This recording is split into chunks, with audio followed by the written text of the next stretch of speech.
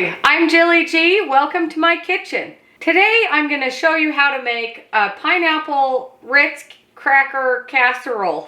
Let me say that again. Today I'm going to show you how to make a gluten-free Ritz cracker pineapple and cheese casserole. This is a recipe that I've never made before. If you've been watching my videos, or if you've looked at some of my other videos, I have a recipe here on my channel for a Jell-O that has pineapple and cheese in it.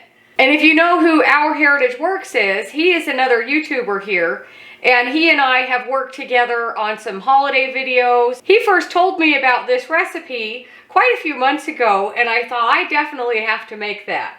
And the reason I bring up my pineapple cheese Jell-O video recipe is because this is pineapple and cheese. So I find it really interesting that in my family, one of our holiday traditions is that Jell-O, but in many other families, this casserole is a tradition.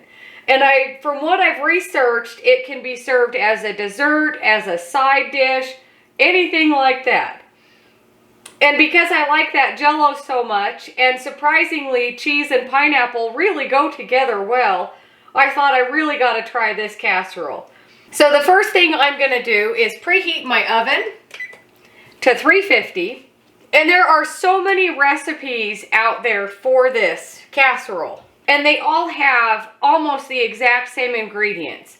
And what I found the most is certain ingredients, the amounts will change. For example, the recipe that I've decided to use is 1 can of pineapple chunks and a can of crushed pineapple.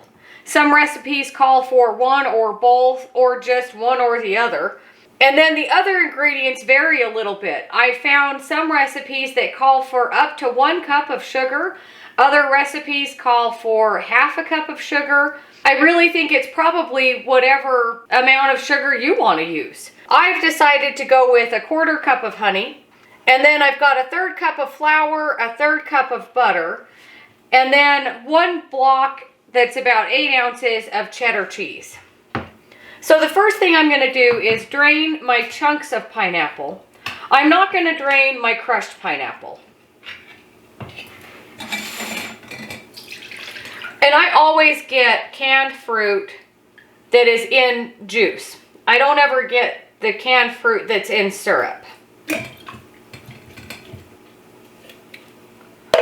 But I would think that if you get canned fruit that is in syrup, then you wouldn't have to add in any sugar at all, because that syrup is usually a really sweet sugar syrup.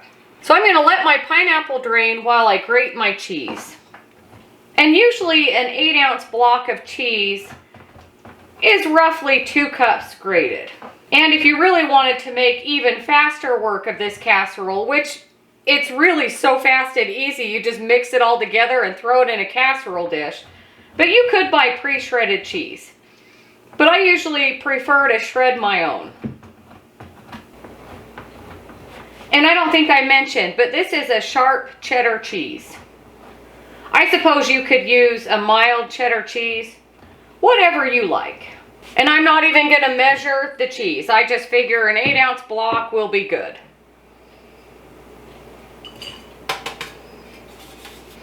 And then I've got my bench scraper just to help pick up all of this cheese. Just make sure it's broken up a little bit. It'll be easier to stir together. And even though I'm using canned pineapple today, I have seen recipes that use fresh pineapple. So that would be an option as well. And if you've recently been watching my videos, you'll know that I've made Ritz crackers, about a month or so ago. And whenever I make crackers, like the Ritz crackers or maybe my saltine crackers, I always make a really large batch. That way I can eat some and then put the rest in the freezer for soups or for recipes like this. Crackers always make a really good topping for casseroles, whether it's a fruit casserole or even a savory casserole. I'm aiming for 1.5 cups or so of my crumbs. If I have a little bit more or a little bit less, it's all right. And because they're already in a plastic bag, I'm just going to beat them with my rolling pin and just crumble them up. If you wanted really fine crumbs, you could put your crackers in a food processor.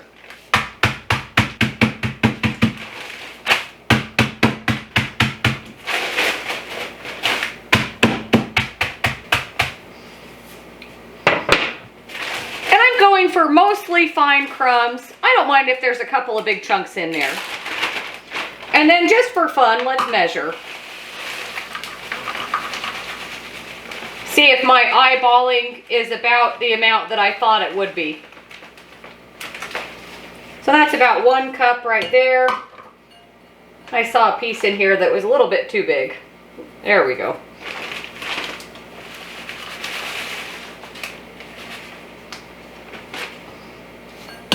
So I'm going to have probably, I would say pretty close to 2.5 cups. And that's just fine.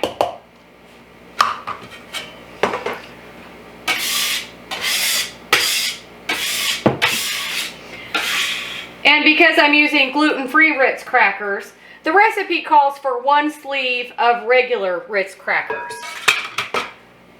So, give or take, I'll say that's about 1 sleeve of my crackers.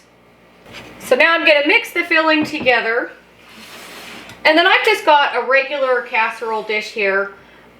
I think it's just use your best judgment on the size that you think you need. This will for sure fit in a 9x13, but I'm pretty sure it will fit in my casserole dish here. And then I've just buttered it with butter.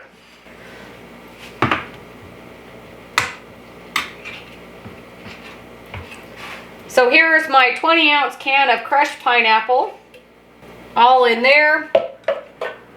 My pineapple chunks, my 1/4 cup of honey, and then I've got a 1/3 cup of my gluten-free flour. And then just mix this all together, make sure everything is really combined. And when I was researching this recipe, I did come across one recipe that said to reserve the juice from your chunked pineapple.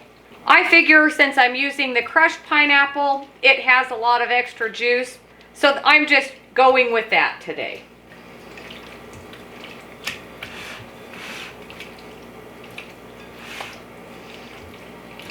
And even though none of the recipes I came across had nuts in them, I think that this casserole would really be good with some chopped nuts in the topping or in the casserole itself. But I'm not putting any nuts in today. I'm trying to kind of stay true to the recipe. So once that is all mixed together, before I pour it in my casserole dish, I do have a 1/3 cup of butter here that needs to be melted. While that is melting, I will pour this in my casserole dish. My oven is preheated. Then I'm just spreading this out into an even layer. And just going by how fast this is to throw together, I can see why it's a popular dessert or side dish for family parties or holidays. And for me, I have all of these ingredients on hand. So if you always have these on hand, you could throw together this dessert or side dish for a last minute party and you're good to go. And my butter is mostly melted. There's still a couple of chunks in there, but they'll melt by the time I'm ready to stir them with my crumbs. So bring over your crumbs. I'm just going to use my same spatula, and then we'll just mix our melted butter in with our crushed Ritz crackers.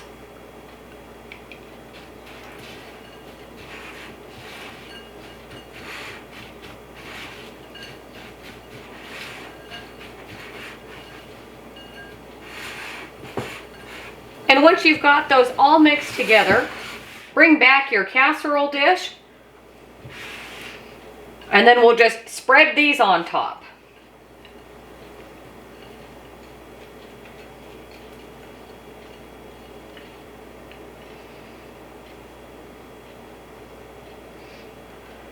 And so far, I'm actually pretty happy that I had extra crumbs.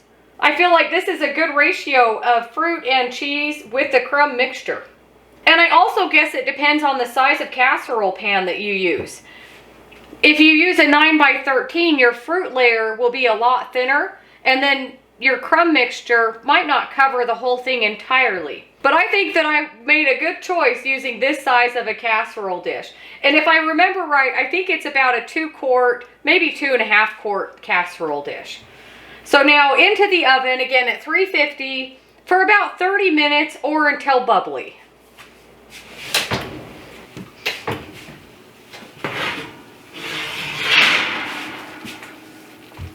I don't know if you could see that or not, but it is bubbling around the edges. And my cracker crumbs on top are golden brown. I let it go for about 35 minutes. I wanted a little bit more color on my crumbs. And this casserole can be served warm, room temperature, even chilled. So I think it's really up to you. I'm going to let it settle down for about 10 minutes or so, and then I'm going to try it warm. And I would imagine you could serve this with maybe some whipped cream or maybe ice cream, but I don't know yet because I haven't tried it yet. So it's been about 10 minutes, and I don't want to wait anymore to try this casserole. It really smells delicious.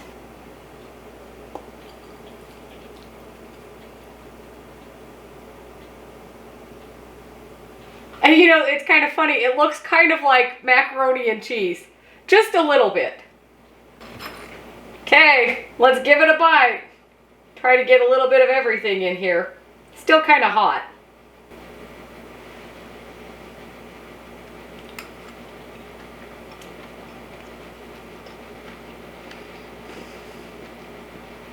It's actually really good.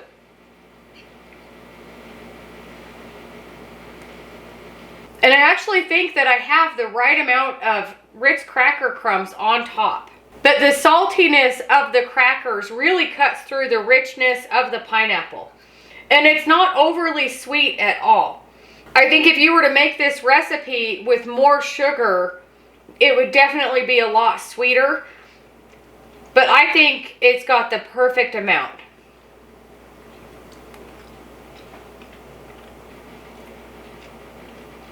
This really is delicious.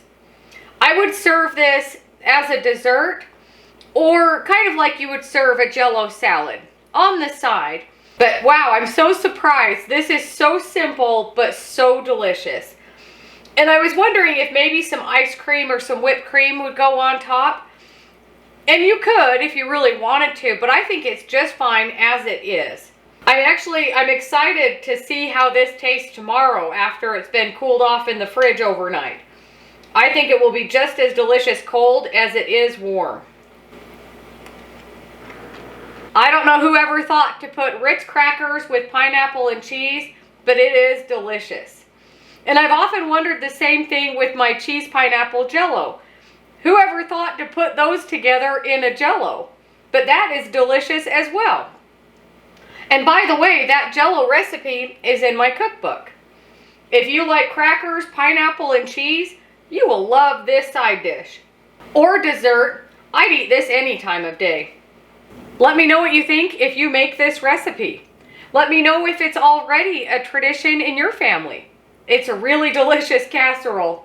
But thank you so much for watching. Don't forget to like and subscribe if you haven't already. If you have any questions or comments, let me know, and I'll see you on the next one.